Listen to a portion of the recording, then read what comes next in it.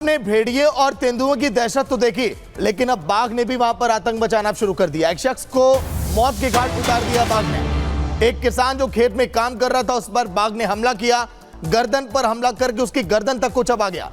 हमले में एक युवक घायल है। बड़ी अपडेट, ये बाघ के हमले में एक युवक की मौत भी हो गई।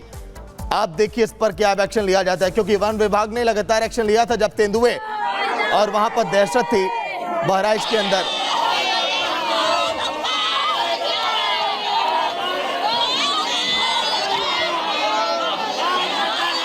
देखिए फिलहाल ये तस्वीरें जिस तरह से अब इसकी पूरी जांच अब की जा रही है, क्योंकि गन्ने के खेत में काम कर रहे किसान पर बाघ ने हमला किया।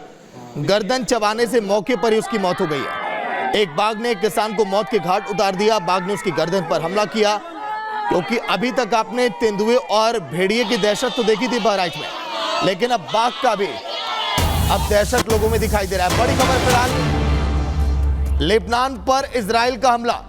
लेबनान पर इजराइल का हमला हुआ। इजराइल लगातार इस समय हमले कर रहा है, क्योंकि मुंहतोड़ जवाब देना चाहता है इजराइल भी।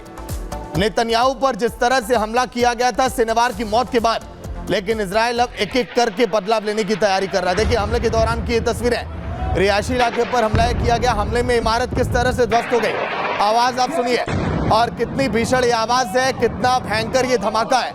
इससे अंदाजा आप लगा सकते हैं कि अभी युद्ध के मैदान में ये जंग अभी जारी रहने वाली है। मिडिल ईस्ट में जो आहट इस समय सुनाई दे रही है भयंकर युद्ध की, लेकिन पूरी दुनिया भर पे इसका प्रभाव इस समय पड़ता हुआ दिखाई दे रहा है। लेबनान पर इजराइल का ये अटैक।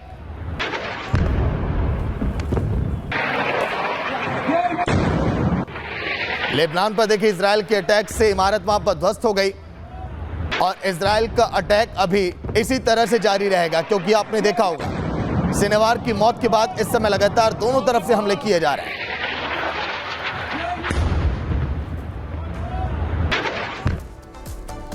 वहीं बहराइच हिंसा के आरोपियों के खिलाफ लगातार ताबड़तोड़ इस समय कार्रवाई की जा रही है। पुलिस हिंसा में शामिल आरोपियों को गिरफ्तार करके सलाखों के पीछे भेज रही है। इस बीच इलाहाबाद हाईकोर्ट की लखनऊ बेंच ने संभावित बुलडोजर एक्शन पर अब रोक लगा दिया है। रिपोर्ट में आप देखिए।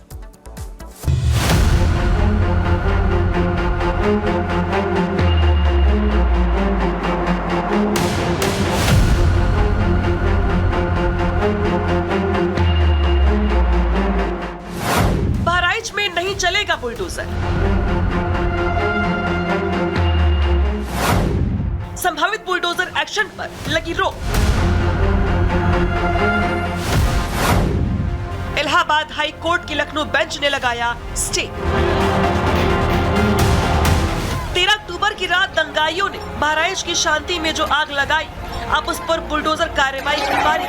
रामगोपाल मिश्रा के साथ हैवानियत की हदें पार करने वाले जिहादी कट्टरपंथियों को वार्निंग और पीड़ित परिवार को कार्रवाई का आश्वासन जब प्रदेश के मुखिया सीएम योगी ने दिया था, तो वो यूं ही नहीं दिया था, बल्कि इस आश्वासन की सच्चाई शनिवार को धरातल पर दिखाई देने भी लगी थी। लेकिन इन सबके बीच बहराइच हिंसा के आरोपियों के घरों पर 15 दिन तक बुलडोजर कार्रवाई नहीं होगी। इलाहाबाद हाई कोर्ट की लखनऊ बेंच ने आरोपियों को फिलहाल राहत दे दी है। इसी के साथ मामले से जुड़े 23 लोगों को नोटिस जारी कर जवाब तलब किया गया है।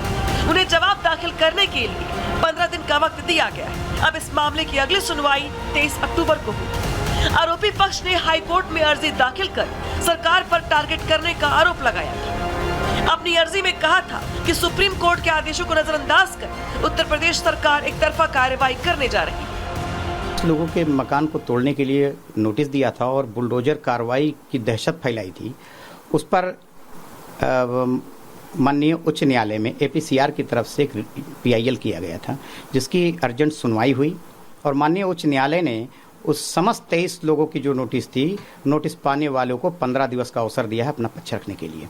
और इन बीच में, इस 15 दिनों के बीच में स्पष्ट कर दिया गया है कि शायद बुलडोजर की कार्रवाई नहीं की जाएगी और हमको अपना पक्ष रखने का मौका दिया जाएगा। बहराइच में दुर्गा मूर्ति विसर्जन के दौरान बवाल हुआ था। इसमें रामगोपाल मिश्रा को कुछ लोगों ने गोली मार दिया था। इस मामले में पुलिस ने कई लोगों को अरेस्ट भी कर लिया। वहीं पीडब्ल्यूडी ने आरोपियों के 23 घरों को चिन्हित करते हुए उन्हें 3 दिन के अंदर घर खाली करने का नोटिस दे दिया था। आरोप है कि ये सभी 23 घर सरकारी जमीन पर अतिक्रमण कर बनाए गए हैं। इसके बाद पूरे इलाके में हड़कंप मच गया। आपको बता दें कि बहराइच हिंसा के एक आरोपी ने राज्य सरकार की तरफ से जारी किए गए नोटिस पर रोक लगाने की मांग करते हुए कोर्ट का दरवाजा खटखटाया है। दायर याचिका में कहा गया है कि निर्माण 25 साल पुराना है और हिंसा के बाद अनावश्यक रूप से घरों को निशाना बनाया जा रहा है। बहराइच हिंसा के मुख्य आरोपी अब्दुल हमीद समेत 23 लोगों के घरों और दुकानों पर पीडब्ल्यूडी ने शनिवार को नोटिस लगा दिया था। विभाग की तरफ से नोटिस सरकारी रास्ते पर अतिक्रमण करने को लेकर लगाई गई थी। ऐसे में 3 दिन में ग्रामीण सड़क के मध्य से 60 फीट की दूरी पर बनाए गए निर्माण को हटाने के लिए कहा गया था, लेकिन हाईकोर्ट की लखनऊ बेंच ने बुलडोजर कार्रवाई पर रोक लगाते हुए फिलहाल आरोपियों को राहत दे दी। Bureau report, Republic Bharat.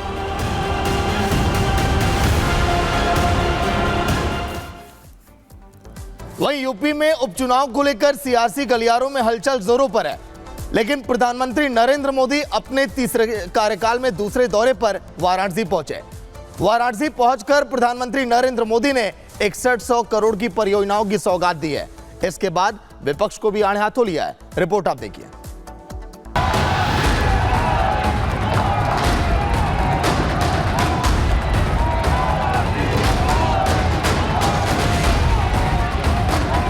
नमः पार्वती पतये हर हर महादेव।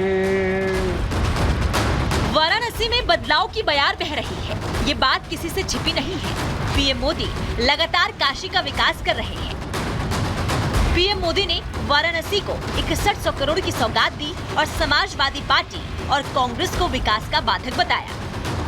कांग्रेस हो या समाजवादी पार्टी, ऐसे दलों के लिए बनारस का विकास न पहला प्राथमिकता में था, न भविष्य में कभी होगा। इन दलों ने विकास में भी भेदभाव किया। पीएम मोदी के काशी पहुंचने से लोगों में गजब का उत्साह दिखा। लोग पिछले 10 सालों में काशी में हुए विकास की चर्चा करते दिखे। वहीं पीएम मोदी ने एक बार फिर परिवारवाद पर हमला किया और कहा कि जहां परिवारवाद है वहां विकास होना संभव नहीं है।